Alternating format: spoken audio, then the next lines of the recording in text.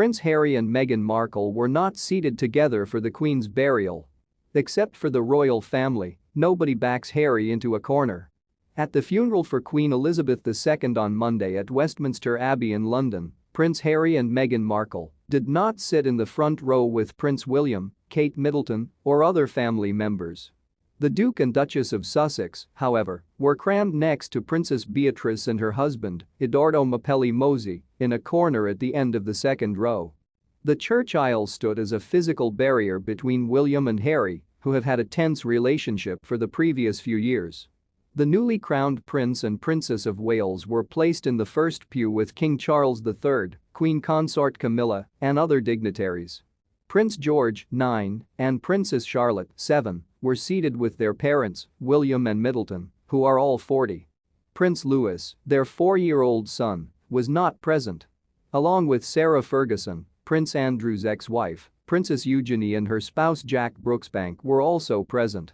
Andrew was seated in the front row between Princess Anne's husband, Vice Admiral Sir Timothy Lawrence, and his brother Prince Edward. Harry, 38, and Markle, 41, somberly followed William and Middleton earlier in the parade as they followed the Queen's coffin. When Harry lost his grandmother, he was obviously unable to wear his military uniform. However, he was permitted to dress in uniform for the Queen's vigil a few days earlier. Instead, Harry opted for a black suit for the funeral, while Markle chose a black dress and cap to replicate Middleton's style. The former suit star gently paid tribute to the Queen by donning earrings that belonged to the late Queen. As William and Middleton have been in the UK to mourn the Queen since the longest reigning monarch in British history passed away at the age of 96 on September 8, Markle and Harry, who went to California in 2020 after retiring from their official duties, have also been there. Harry apparently learnt of his grandmother's passing 5 minutes before it was made public, despite his hasty attempt to be by the Queen's side when she passed away and his hours late arrival. Taking a break from performing royal duties is nothing new for Harry and Markle. The pair kept a low profile throughout their vacation and did not stand on the balcony of Buckingham Palace with other members of the royal family during the Queen's Platinum Jubilee celebration in June. A Kardashian-style crazy affair, as some feared Meghan and Harry would do, would be the coronation. Because Britons are sick of the Sussex saga, King Charles III has been advised not to invite Meghan Markle and his son Prince Harry to the coronation. The coronation would become a ridiculous affair if Meghan Markle and Prince Harry attended, a presenter claimed. The remarks coincide with rumors that the king is negotiating with Meghan and Harry about attending the event, according British media.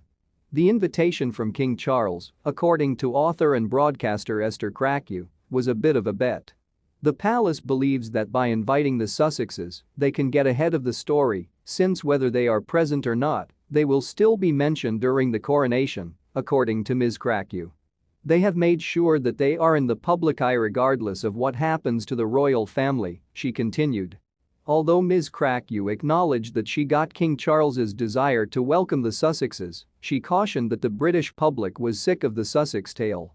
So, I kind of understand the king's perspective, but the reality is, the coronation is still a public affair, it's still a public event, she said in an interview with Sky News Australia.